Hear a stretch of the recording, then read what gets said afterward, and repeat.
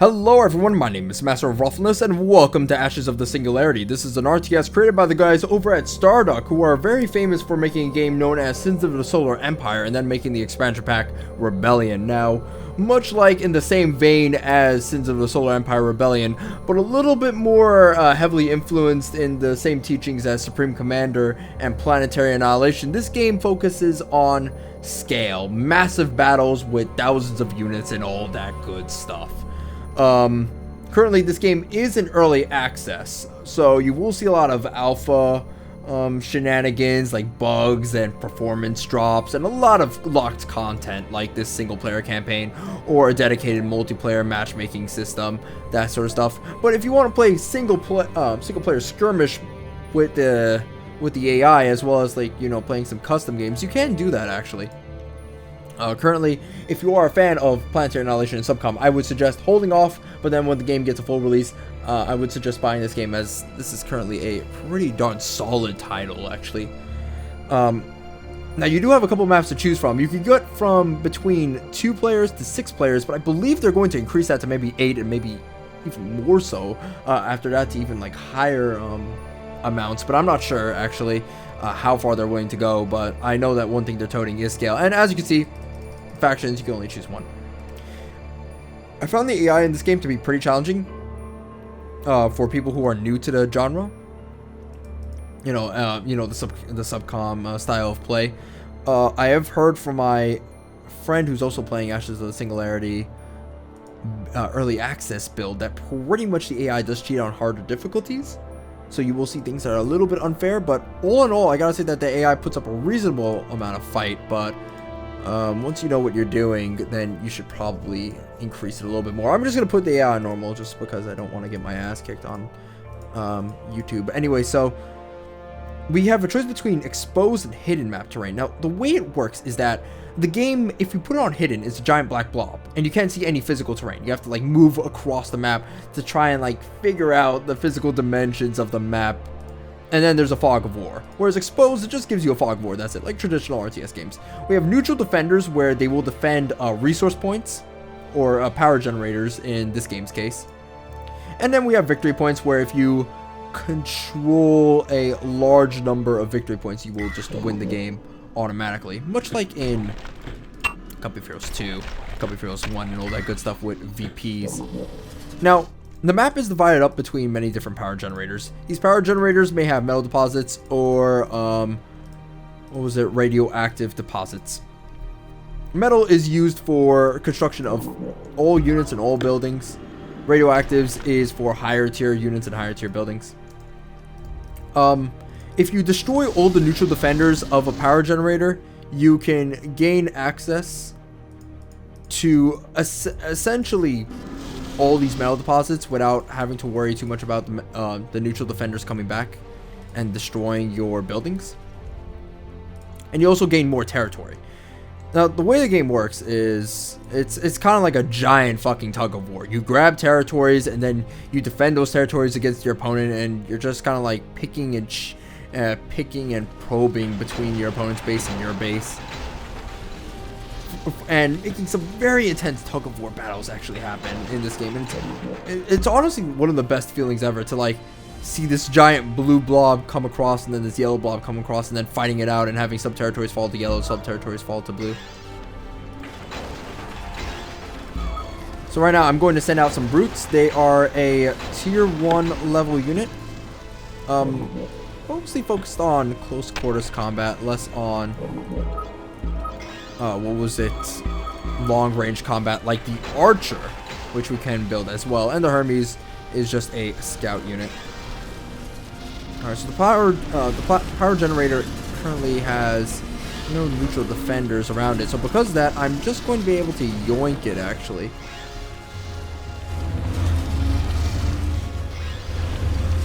Which is pretty darn kosher. Oh, it did build a neutral defender actually, right when I said that it wasn't going to. But we'll be able to burst that guy down. So as you can see, this game relies heavily on macro. Heavily on macro.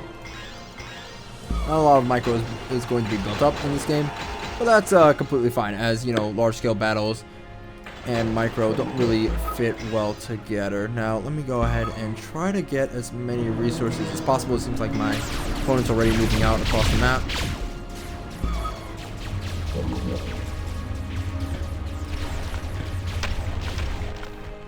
Now, one thing I have to do is kind of try and get the as many radioactives as possible so that I can get some higher tier units like the Dreadnought, which is a unit that you can actually not enough metal.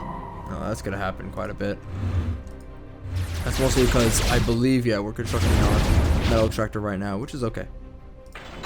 In fact, let's make things a little bit easier for my metal extractor. Let's just like not build anything. Realize the units we have. Now, once you build these dreadnoughts and you build these bigger units, you can actually attach them sort of like fleets in Sins of the Solar Empire Rebellion, where you can kind of get like one unit having a bunch of smaller units follow around it, and it's very satisfying to see, actually. So, although there is influences of Subcom in this game, Sins of the Solar Empire Rebellion is still alive and well in the game design, especially when it comes to, well, as you can see right now, your army tabs are very different to that of normal RTS games. Like, they do remind me heavily of the army tabs in Sins. While also, the Dreadnought system is also the same way, where you can attach regular units to capital ships or Titans. Okay, now hold on, this game is getting a little bit too loud, so I'm going to go ahead and lower the effects quite a bit.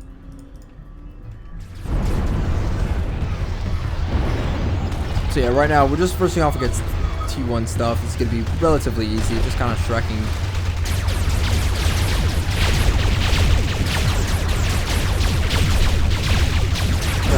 The game is actually very pretty when zoomed in. And then afterwards, as you can see, the game does get very savage after a while. So I'm gonna rove across. I'm still trying to kill the neutral defenders over here, so I'm having a little bit of trouble at that. Let me go ahead and get some metal extractors running out.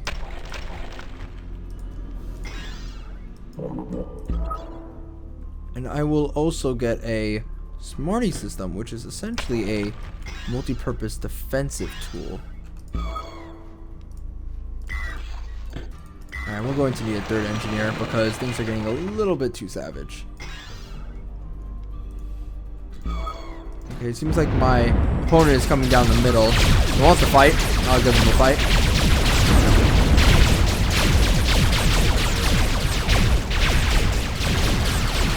Right now, his archers are trying to beat back my boots, but because I'm right here in the thick of it, he's not going to have a good time against my forces, actually.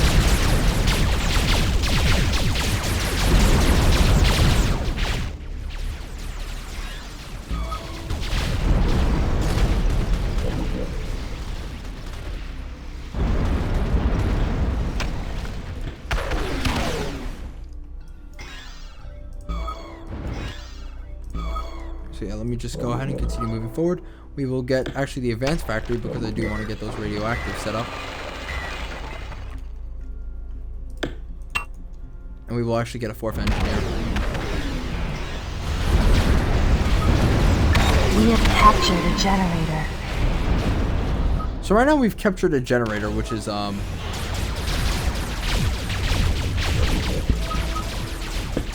it's suffice to say useful in terms of giving us points that give us more score. So essentially these generators, these Turinium generators, they give us points, which, you know, like what you were able to see before we were able to select this this map, the points are able to give us when we capture enough of these points, we count down to a victory meter and stuff like that. More points we get, the closer we are to victory, and you know, that sort of stuff. Like in Code 2. Okay, so we're just gonna keep pushing. I'm guessing right now the AI is not really putting much of a fight, even though in the last one they really did. So I'm not sure what's happening there. A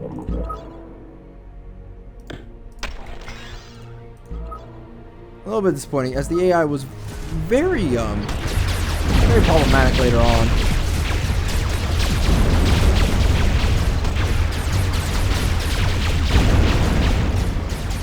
Currently, one of my major problems with the game at first was its they are getting tier 2 right now, so I am in big trouble. As you see, that's a Zeus. It is clearing away at my dudes. So maybe there is hope for the AI after all, as they have learned to crank up. They're evolving.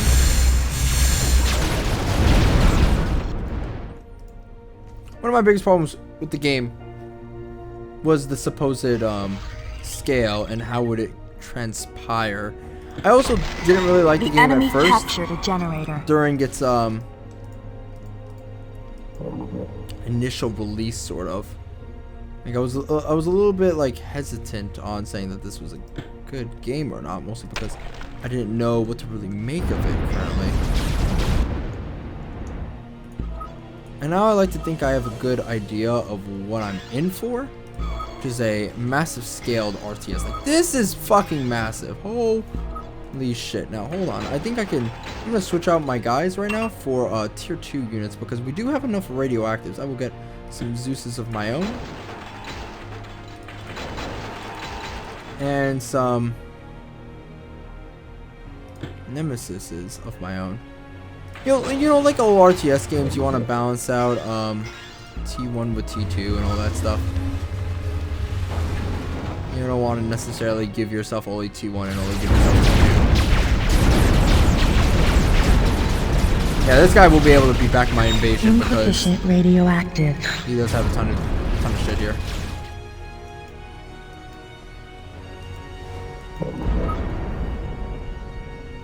Ultimately, you just gotta keep building in this game. I have noticed quite a bit that you could be thinking like, oh hey, I definitely have enough units, and then you're like, no, I do not. We have captured a generator.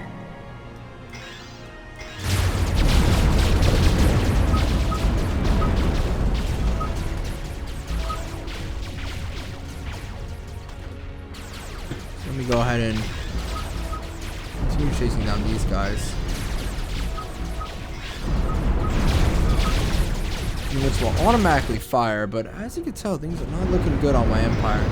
We are getting attacked on many different fronts.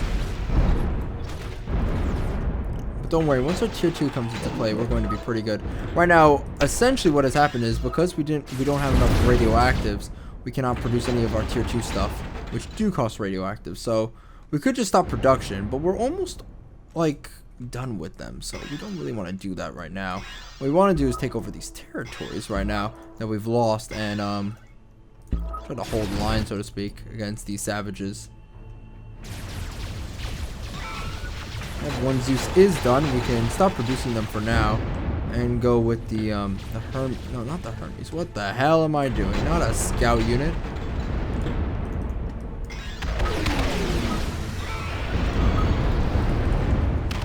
We are getting hit a little bit by some more dangerous stuff.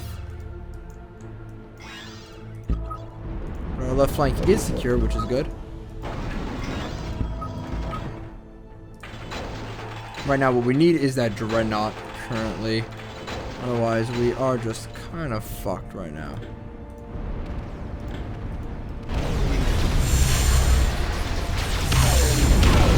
Right now, our Smarty system is trying its damnedest to fight back, but it is freaking hard. It is freaking hard. I'm gonna have to try and get that Sentinel turret out so I can protect this flank. We have a radioactive over there, actually. I'm not really sure what the hotkeys are still. I am still trying to get a feel for the game, so I am being very sluggish in that regard.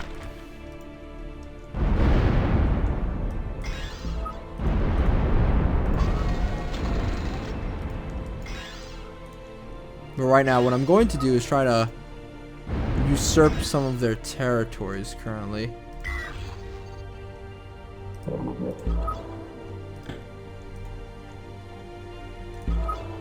Wish there was an easier way to get these engineers up and running.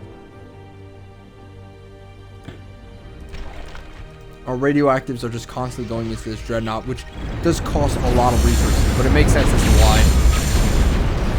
Alright, with our Zeus's right over here, we're kind of chewing down their units. We're pushing back, slowly but surely. We are pushing back against the tide. So yeah, the AI almost pulled one on us.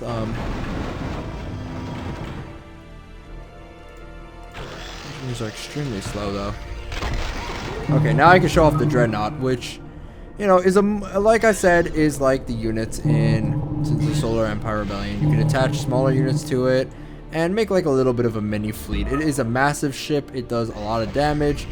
One thing I was worried about when it came to the dreadnoughts was their balance. Like, what is the point of getting bombers or any like T2 units when you should be rushing out your dreadnought as soon as possible? Like, why would you want to do anything besides other than like rushing out your dreadnought? Oh, what am I doing? I built that Nemesis. That was definitely a problem as to why you're running out of resources.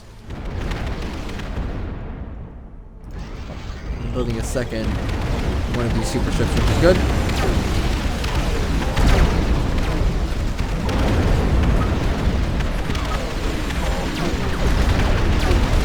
Obviously, by not getting a lot of tier 2 units, we might get fucked, but we'll see.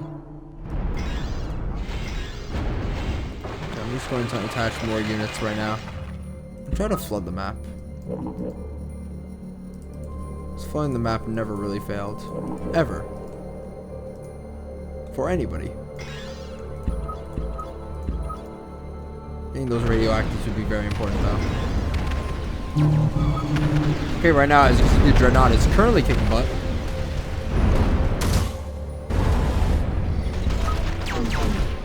In fact, now we can afford to get our own units currently.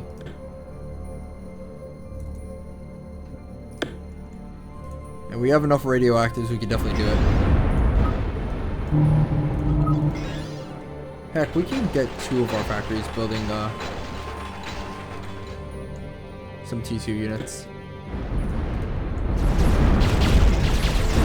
Alright, so just hold them back currently.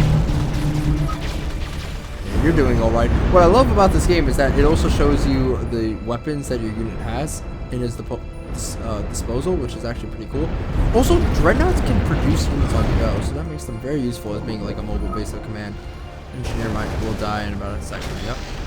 Probably from the turret, which makes sense. But we did get the radioactive up, which is all around the most important thing to do.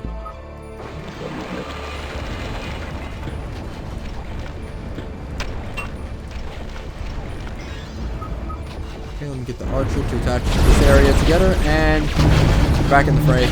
Dreadnought is currently just tanking all of this fucking firepower.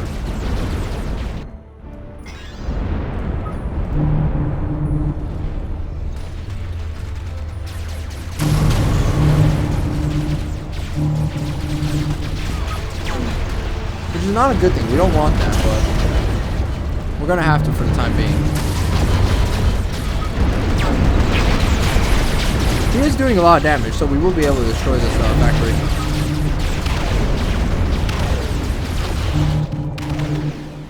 Alright, you got some lag spikes going on. From the looks of it, we got a couple of smarty systems being built up.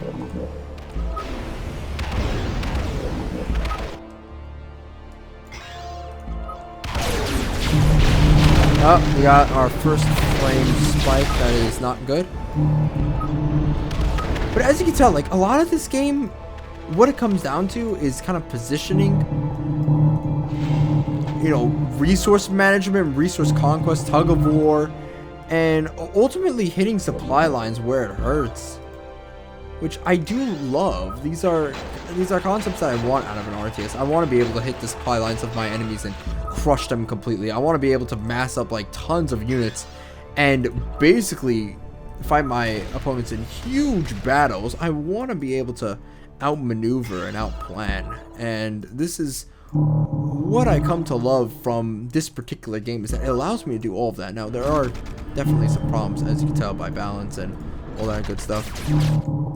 T2 is a little bit too powerful in my understanding, especially when it comes to the fact that like the scaling is a little bit off. Like, okay, fine, T2 is OP, that's understandable, but the fact that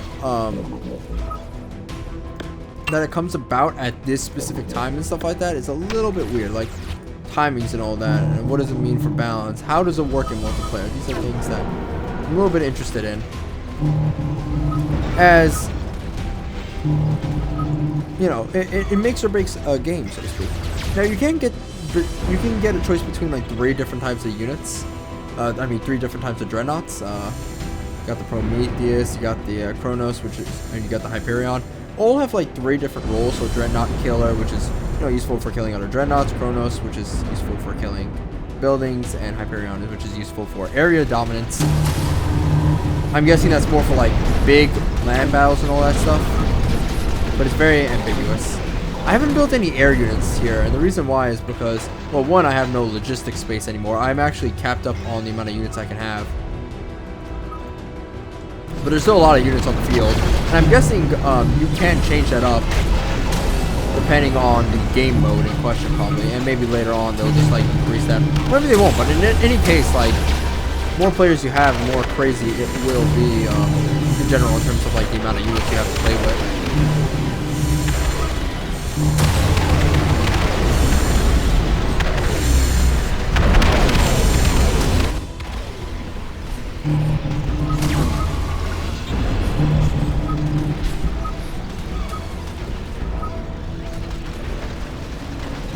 Now let's just continue moving forward. I believe we're being hit by something. We're being hit by...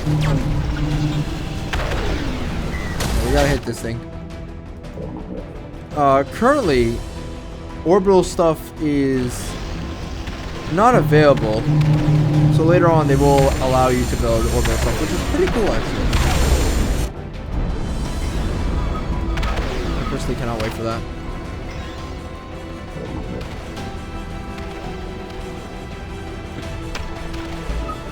So right now, I gotta say, this is a very promising game. I haven't even gone over like sensors and all that good stuff. But I hope that I gave you guys like a basics of like what you're going to see in the game and all that stuff. So why isn't this thing out of here? Oh, is that 7,000 We have health? captured a generator. Which is weird because it looks like it's on like 1 bar.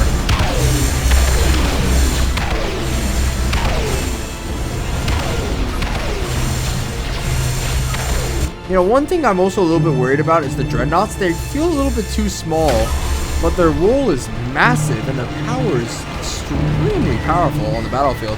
So I feel like their model should be increased in size just a wee bit so that it's easier to distinguish between them and regular units. Because in in Planetary Annihilation, I know some people might think this is a bad example, but the Titans in Planetary Annihilation are big. Very huge, so you know for a fact that they're Titans, but in this one it's just like sometimes the dreadnoughts are just a little bit too small. I feel like they need to be bigger. Even since the Solar Empire, they didn't have that problem because capital ships were way bigger than regular frigates. Alright, seems like the AI is trying to go for the yield turret strap, but that's not going to work out as my dreadnought is just going to Shrek his base of operations, and it's gone. As you can see, he spent more in military, but my eco, I believe, yeah, it was just way better. Way better. I didn't invest any quanta, and you can invest in quanta to, I believe you can use quanta to increase your supply count. I think I'm not really well versed in a lot of the tricks and tips of the game, mostly because I'm still learning as I go on. As you can see, I didn't really pay much attention to VPs. I just went straight for his fucking base. I only controlled like one of these VPs, or you know, Turinium power generators. There's 4 of them on the map, but I only controlled 2 actually towards the end. So if a game is going on for too long and the tug of war is just never ending, and nobody has a large amount of forces to destroy the other enemy's base, you can just like win via VPs or Terranium power generators. Own enough of them, get enough points from these power generators, and just win with points. That's it. Alright, so that's basically the game, and I will hope to show you guys some multiplayer later on, but that's kind of like a good feel of what Ashes of Singularity is. Pick it up right now on Steam. I'll put a link in the description below. I'll see you guys next time. Bye bye.